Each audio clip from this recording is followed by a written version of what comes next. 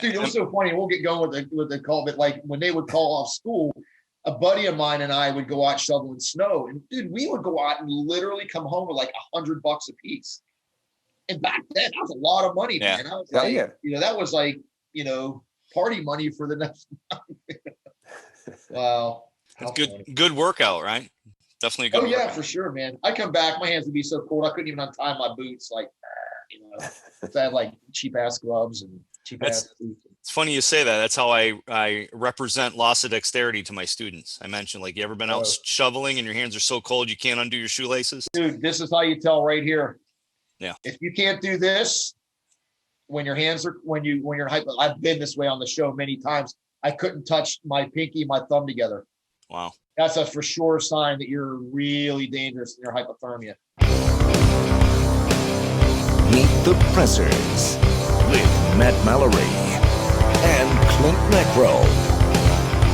Brought to you by Public Safety and Education and the Trigger Pressers Union.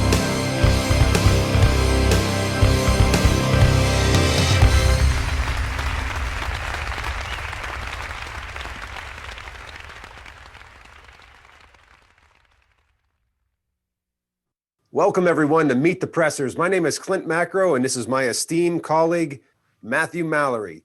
Meet the Pressers is a safe place for trigger pressers, people that exercise their Second Amendment to congregate, fellowship, and talk about guns, gear, gadgets, liberty, training, political activism, and all kinds of other stuff.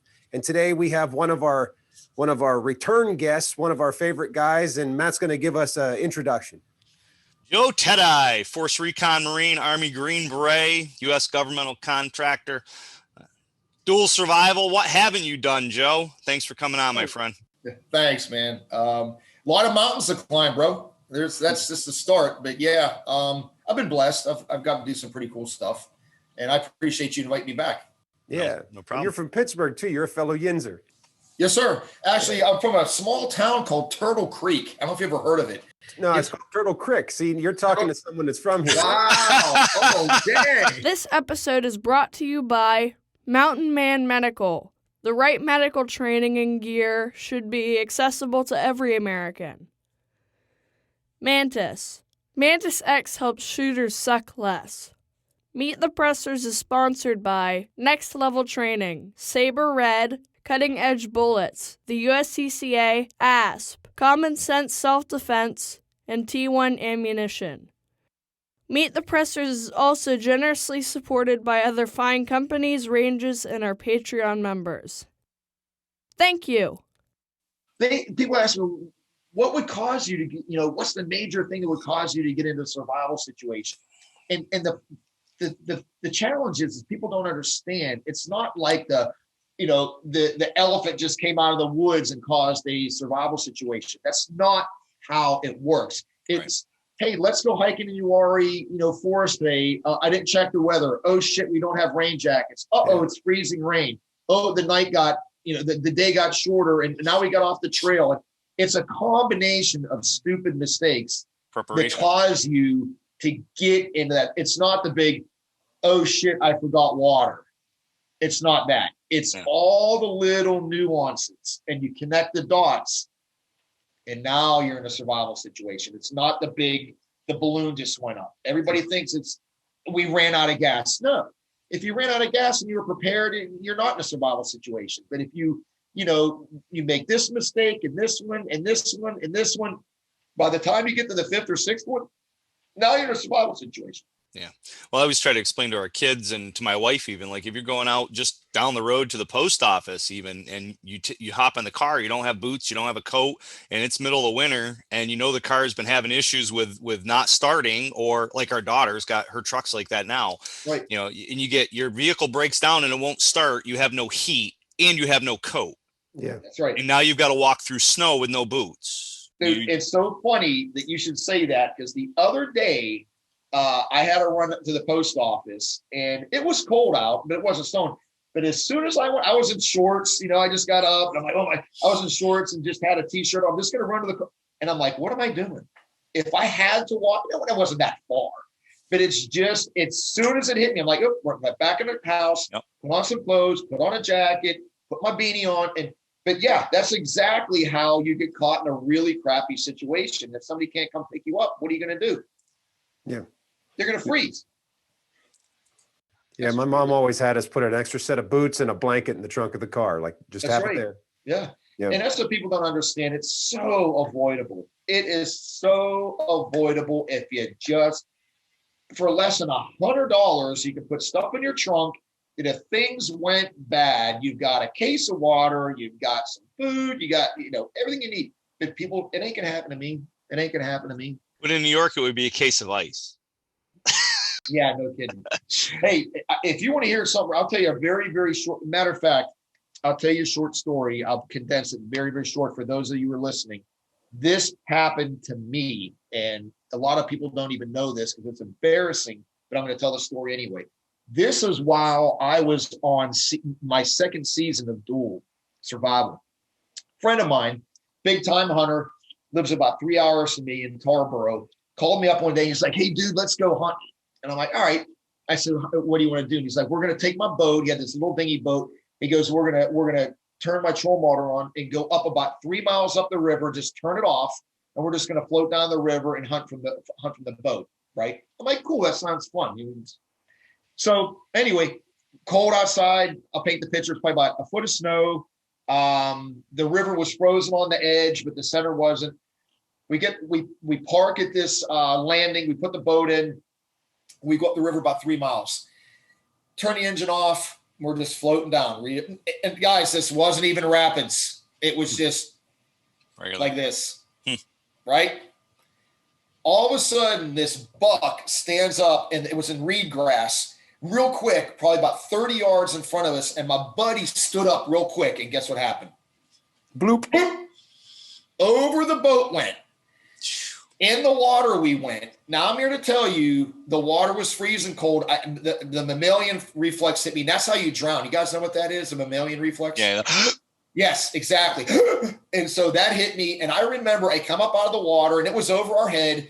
I remember seeing the boat. It looked like the Titanic. It was coming out of the water and coming down, shit floating down the river. I'm like, "Get out of the water, get out of the water." Anyway, long story short, we had probably floated a half a mile before that happened, give or take. We had 2.5 miles to get where we were to his truck, soaking wet. It was probably 29. It was just barely over freezing, 29, 28 degrees, maybe even colder. And I told him, I said, "Take your jacket off right now." Because that wasn't, because we were low. We had heavy jackets on. Yeah. I said, "Speed is going to save us right now. Speed. We got to get from here to your truck as fast as we possibly can." Yeah, that wet coat's a heat sink. Oh, dude. And it was, I had a down jacket on. It was like wearing a body armor. So we took off our jackets, and we had long sleeve shirts on, and we took off right now. I remember this distinctly. And we're trudging through the snow. And my buddy started like, "Dude, I'm not feeling so hot." I'm like, "Listen," I literally grabbed him and I said, "If you stop right now, you're probably going to die." Straight up. Bloodshot. I will not be able to get to the truck and get back here before you're in shit state. Like, long story short, we get to his truck, and the first thing I said, "Holy shit, do you have your keys?" Didn't even think about it. But he left. Thank God he put his keys in his pocket, because he took his jacket off, and I didn't even think about. Do you see what I'm saying? How little things, because guess what? We'd have been standing in his truck with no keys, no way to start it, no way to get big prop. And let me tell you, brother, I was in shit state. It was the coldest I've ever been in my life. When we got done, so here's the long story short. I couldn't even open up. My hands were so cold. I couldn't even open up his door. I couldn't hold the keys, even with both hands, to open up. So we busted out his back window, straight up. Climbed in, stripped our clothes off, threw them in the back of his truck, turned the heat on. I mean, that's how shit happens. Wow. And when we got to his house, literally our pants were frozen solid, like straight. But I got pictures of it. Like, that is how fast something can happen. He stood up, tipped the boat over, and the next thing I knew, I was in the water. He lost his gun. I actually had a bow with me. Lost my bow. I mean, it was gone. It just bloop. It was a tiny little, like a flat bottom, 2-man little cheap ass aluminum boat. And he just stood up too fast. And I would have never, he's a big guy. That's why if he'd have been small, it probably wouldn't happen, but he stood up. I was up front. He was on the back and he stood up, just boom. That was it. Yeah. And so, but anyway, for those of you listening, don't say it can never happen to you. Here's a guy that was on a survival show while I was shooting a survival show and was put in a situation that was that close. That could have ended. That could have been fatal. Yeah, that could have been fatal. That's a great point, because everyone when they do prepare for things, they always prepare for the worst case scenario, and that's usually like the world ends, it's fire and brimstone, whatever. Right. Kind of the same thing. Like when we're running ranges, everyone prepares for the lead puncture wound, which you would be remiss not to, but it's the woman that gets stung by a bee and her EpiPen's locked in the car. Now I got to take a rock and break the window out. Right. And, someone cracking an ankle coming back and it swells up and we have to take them to the hospital. That's right. It's those little things that are not necessarily little, but it's not the big chaotic event that everyone's preparing for. It's not a game ender, but it slows the game down. Right. Oh, yeah. It's a big timeout. Oh, it can really quite the game up pretty bad. Yeah. Oh, and dude, let me tell you, my buddy, and I don't want to mention his name, this is a dude that literally, since he was high, he's been in the woods. That's all he does is hunts and fishes. That's it. He's an expert at it. And it happened. And, and now it happened to us. So think about somebody that ain't so experienced, boom. But I remember specifically because he was panicking. Like, and I ain't gonna lie to you, dude. I remember seeing his eyes. I said, we have the only way we're gonna survive, dude. We've got to run to your truck, take your jacket off, and stay right behind me. Yeah. And don't stop. See, one Pittsburgh trick that probably wouldn't have helped you in that situation, even if you had bread bags over your socks before you put your boots on, it wouldn't have helped you when you went in the water, right? That's so funny. Dude, I can't believe you'd even say that. I remember the Wonder Bread. It was Wonder Bread. That is so funny with a rubber. I know we put a rubber band at the top of it. Oh, wow. That's a Pennsylvania thing. Now I use trash bags. Yeah, exactly. I've moved up a little bit. We use trash bags. It's so funny. I actually used those. I went through Special Forces selection. Guys brought trash bags with them because when you were like crossing streams and stuff, the last thing you want to do is get your feet wet. So you would just bring trash bags, you pull them out of your rucksack, put them over your feet, we walk across the stream, take it back out, and keep going. Nice. Yeah. So anyway, it still works, bro. Yeah, that's the one thing I hate. My feet get wet. That's my. Dude. I'm telling you, for those of you listening, once your feet get wet, if you've got to walk a long distance, you're in real bad shape. You're gonna. I've had immersion foot before. I had it on the show twice, which is right before you get trench foot. Like I could literally just like grab the skin and it came off. It was gross, but my feet were wet for like 6 days straight. It rained. It was in Costa Rica. It rained every day. Wow. Every day, nonstop, and I could not dry out. And my feet just turned into mush. And I got to tell you, it is painful. Painful. Feels like you're walking on needles.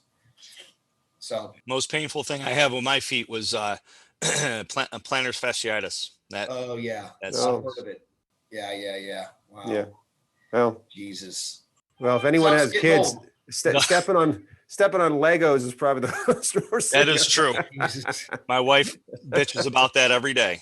Freaking toys in the hallway. Yeah, Legos, that'll kill you, man. That might be why you got the plantar fasciitis, because you stepped on a could be. I'm Dianna Muller with the DC Project, and this is Meet the Pressers with Matt Mallory and Klint Macro. Meet the Pressers.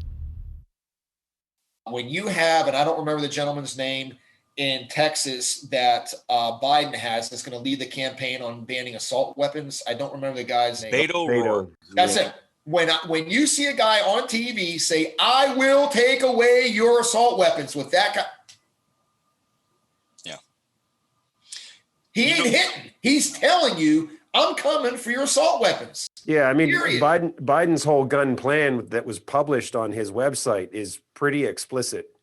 And that's the I know. That's the stuff that he said out loud. So it's like, if that's what you say out loud, what do you really have in store, right? And Klint, there you go.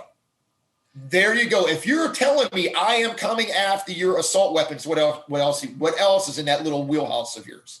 Yeah. They want it all. They want it all. Weapons will someday.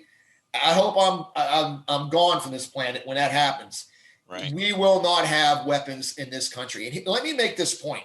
And people are listening, go, well, Joe, there's so many guns, no way you're going to get them. And I'll never turn in my guns. And how they can't, they're not going to come house to house and collect guns. No, they're not. Let me tell you exactly how I've seen it in other countries. There will be at the police stations. I've seen this in Haiti, actually. There'll be like giant Connex boxes at the police stations, and they will use the media, and the president or somebody will come out and say, okay, guys, just signed a presidential order. Here it is. The following weapons are now illegal to own in this country. AK-47, SKS, and 4 variants. You have 30 days to go to your local police department and turn in your weapons.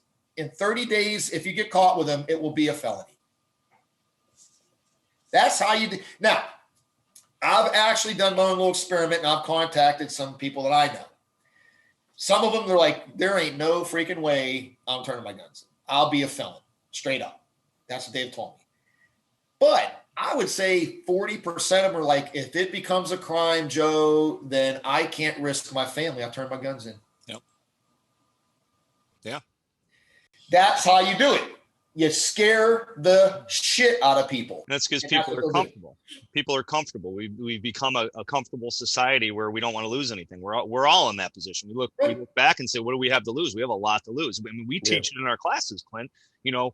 Don't get in the fight. If you can do whatever you can not to be in the fight. Right. Avoidance. Yeah. And that's ingrained in us so much as us instructors. We're telling people to avoid dangerous situations because there's nothing in this world worth dying for other than somebody you love, your family. That's right. Sure. But at what point it's like you got to look at the bigger picture and look at that bigger umbrella. And truly, my family could die if I curtail to the government and hand over my weapons that they deem bad, where the bad guys aren't going to hand over theirs. Yep. Yeah.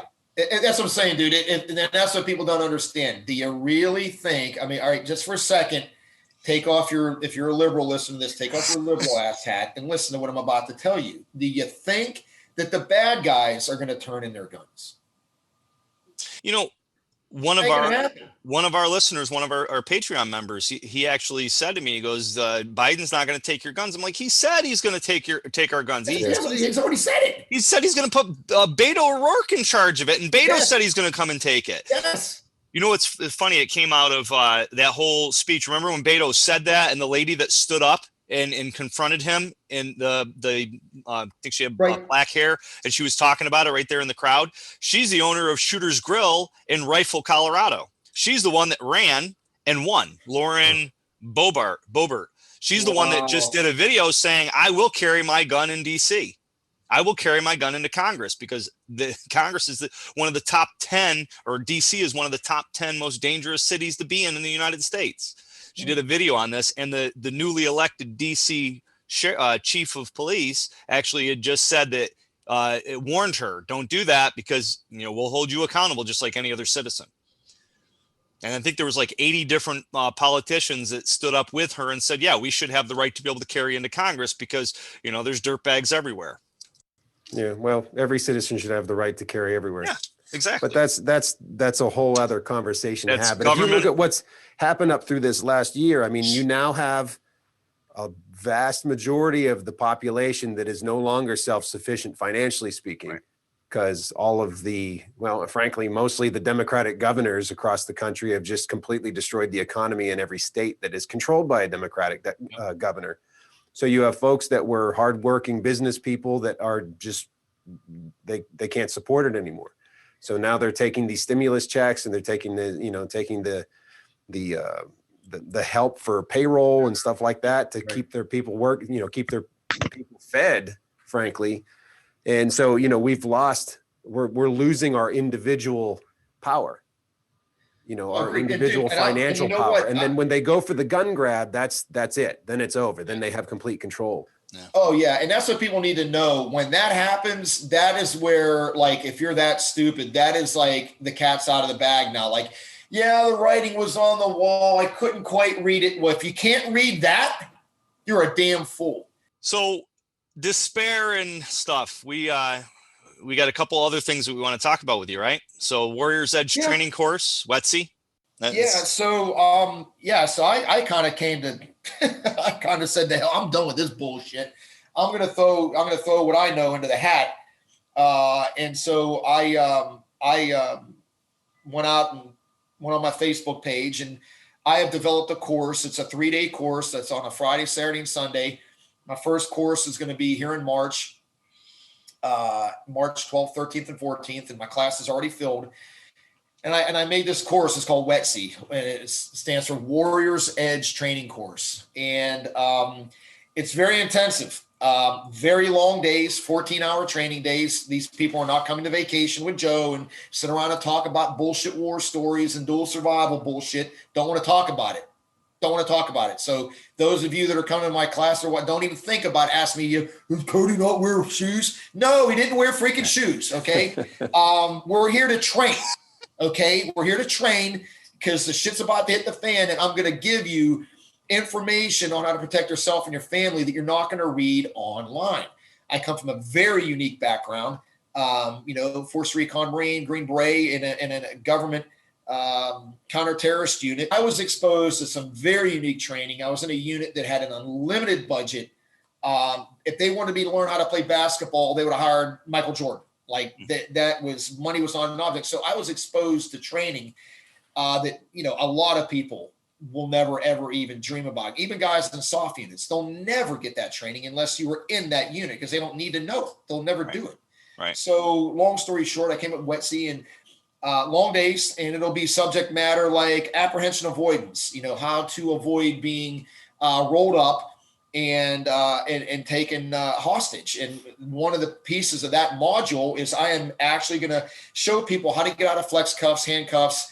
And the final little exercise is I'm going to put them in the trunk of a car, hooded, flex cuffed, and I'm going to show them how to get out. So when a car stops at a red light or a stoplight or whatever, they can bail. And that was what I had to do in the course that I went to. So very useful things. It's not like, let's shoot on the range all day. No, there is shooting involved. We're actually going to be using very high-end, state-of-the-art airsoft guns. And there's a reason for that too, because we're going to do some force-on-force training. And I can't use real bullets for that. But anyway, how to build a bug out, a simple thing, how to build a bug out bag, right? You go online and you watch all these videos of bug out bags. And, I look at these guys and they've got these bug out bags that weigh 80 pounds. Let me tell you something. I've carried an 80-pound rucksack and I'm in freaking stud shape. How far do you think you can walk with an 80-pound rucksack? Yeah. Not far. No. Okay. And I can, and I have, but I'm used to it. What do you think the average person's going to do when they slap on an 80? Oh, I got all this I have 80 pounds of lightweight gear. It's 80 freaking pounds. It's like, what's heavier? 80 pounds of feathers or 80 pounds of bricks?